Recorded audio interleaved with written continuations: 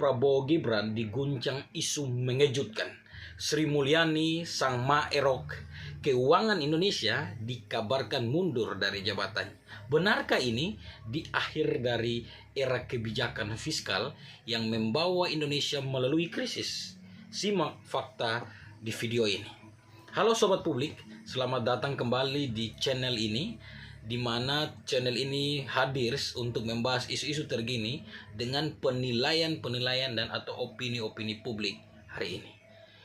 Sri Mulyani Indrawati, nama yang tak asing di telinga rakyat Indonesia.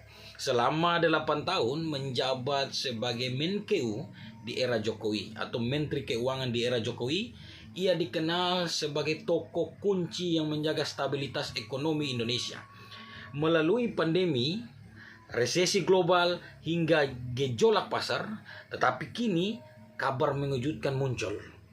Ia disebut tak akan melanjutkan perannya di kabinet Prabowo Gibran. Apa alasan dibalik itu? Sobat Publik, pertama-tama kita akan kupas beberapa fakta-fakta yang kemudian melatar belakangi isu-isu pemunduran diri Sri Mulyani dari Menteri Keuangan. Yang pertama, track record Sri Mulyani. Reformasi pajak membuat Sri Mulyani memiliki catatan rekor dalam perjalanan sebagai Menteri Keuangan. Rasio utang terjaga di bawah 40% dan respon cepat waktu berada di dalam kabinet Jokowi bersama dalam situasi pandemi COVID-19. Fakta yang kedua, isu pemunduran diri yang hari ini begitu marak dan ditanggapi oleh publik. Beredar sebuah spekulasi bahwa keputusan ini terkait dengan transisi keuangan atau penyemahan visi misi dari era Jokowi dan era Prabowo. Entah visi dengan tim ekonomi Prabowo sedikit berbeda, itu fakta-fakta yang kemudian dirangkum dalam beberapa opini publik. Yang ketiga, respon pasar. Nilai rupiah sempat melemah 0,5%.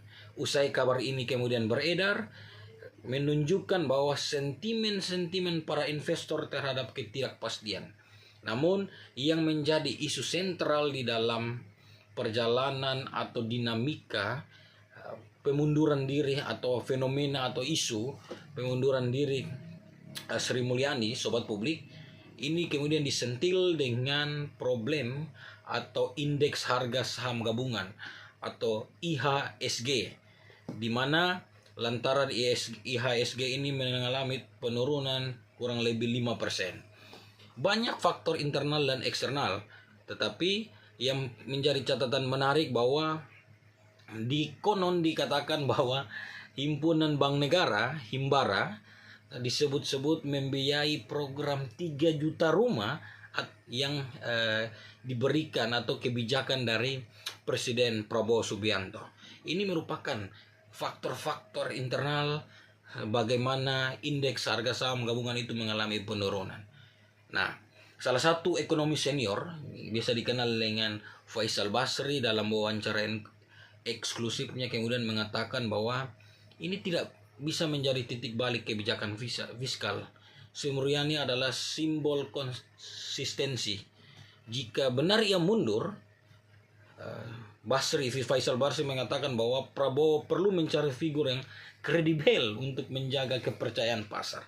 Jadi track record selama 8 tahun kinerja Sri Mulyani ini yang kemudian dilihat sebagai simbol atau sebuah kekonsistensi dari seorang menteri.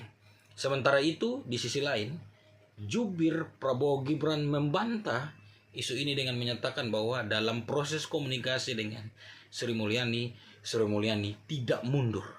Sri Mulyani mengatakan bahwa saya akan tetap di sini tegar mengurusi segala perjalanan ekonomi bangsa ini. Jika kabar ini benar, siapa calon penggantinya? Publik berhak menilai, berhak mengkritisi dan berhak berasumsi. Jika kabar ini benar tentang pemunduran Sri Mulyani, siapa yang berhak menggantinya atau siapa calon pengganti?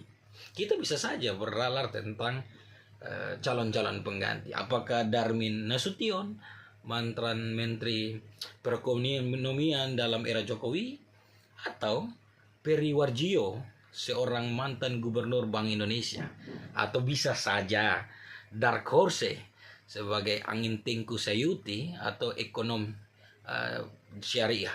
Ini 3 nama yang kemudian bisa saja diasumsikan atau diusul untuk menjawab jika di kemudian hari nanti betul-betul bahwa isu pemunduran Sri Mulyani terjadi.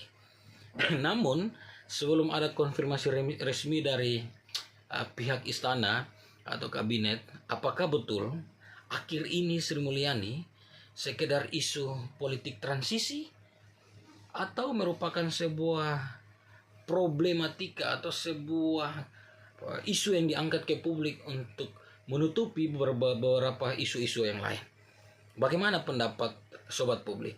Tinggalkan komentar di kolom di bawah ini, dan jangan lupa like, share, komen, dan subscribe untuk update terbaru tentang seputar isu-isu publik dan opini-opini publik merespon situasi negara hari ini.